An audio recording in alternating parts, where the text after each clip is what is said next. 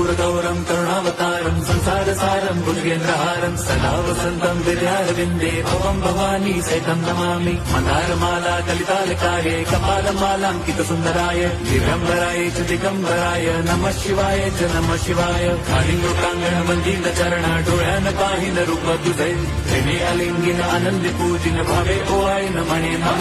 त्वमेव माता पिता त्वमेव बन्धुश्च सखा त्वमेव विद्या द्रवणं त्वमेव सर्वं मम देवदेव। कायेन वाचा मनसेन्द्रियैर्वा बुद्ध्यात्मना वा प्रकृति स्वभावात् करोमि यद्यत् सकलं परस्मै नारायणायेति समर्पयामि। अच्युतं केशवं राम नारायणं कृष्णदामोदरं वासुदेवं हरिं श्रीधरं माधवं गोपिका वल्लभं जानकी नायकं रामचन्द्रं भजे।